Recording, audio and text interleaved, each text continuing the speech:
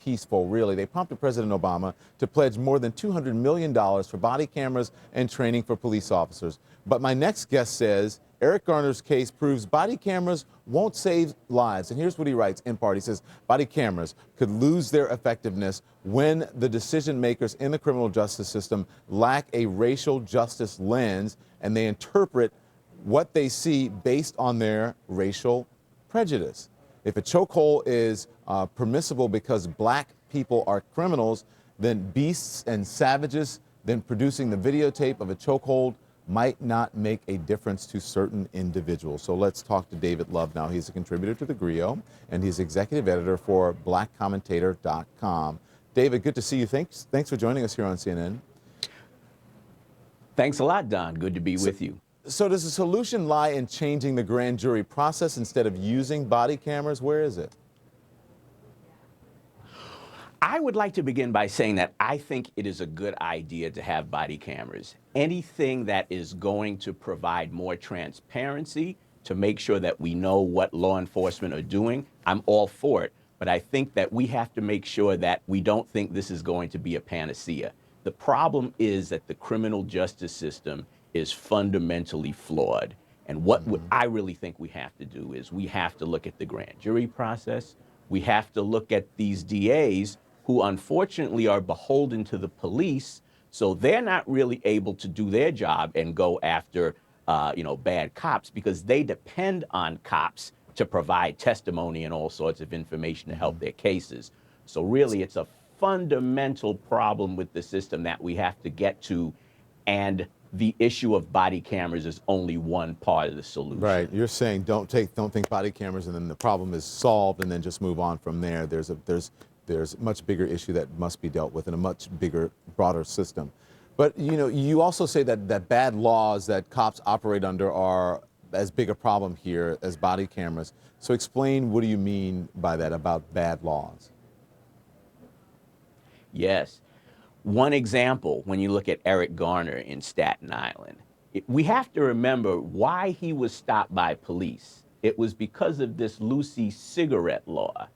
Years ago, under the Giuliani administration in New York, they had this broken windows philosophy where you go after small crimes, petty offenses, such as, one example, selling Lucy cigarettes or, drinking a beer outside in front of your house.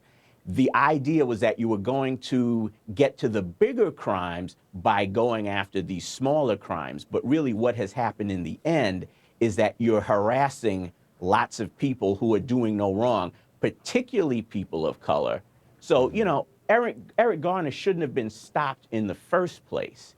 At the very most, perhaps he should have been issued a summons. But there's this notion that everybody in the Black and Latino community is a criminal, so you have to go after them hard. Well, they went after him hard, and he's dead now.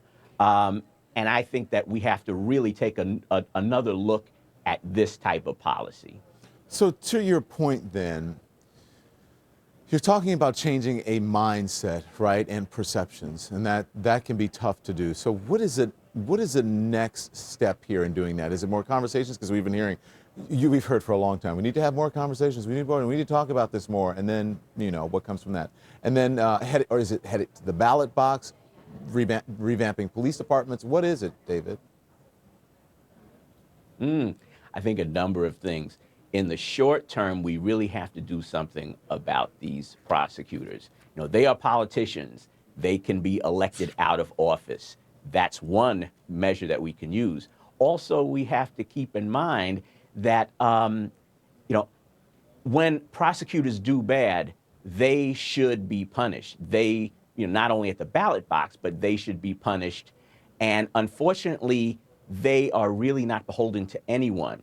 I think that has to change around. But the larger issue is that, we have to deal with the issue of racial discrimination and injustice in the greater society. To the extent that you have a legal profession that is 90% white, to the extent that you have judges, you have some prosecutors who won't do the right thing, They need an education, but if they can't be educated, they need to be replaced. We need to change the whole society and the mindset and to really help people understand the issue of racial justice. David Love is a contributor to The Grio and executive editor for blackcommentator.com. Thank you, David. I'll be right back.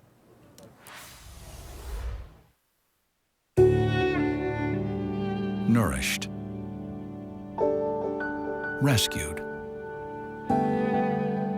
protected, given new hope. During the Subaru Share the Love event, Subaru owners feel it too. Because when you take home a new Subaru, we donate $250 to helping those in need. We'll have given $50 million over 7 years. Love, it's what makes a Subaru a Subaru. 3 free Suits sport coats or outerwear. Mix and match. 2 days only at Joseph A. Bank.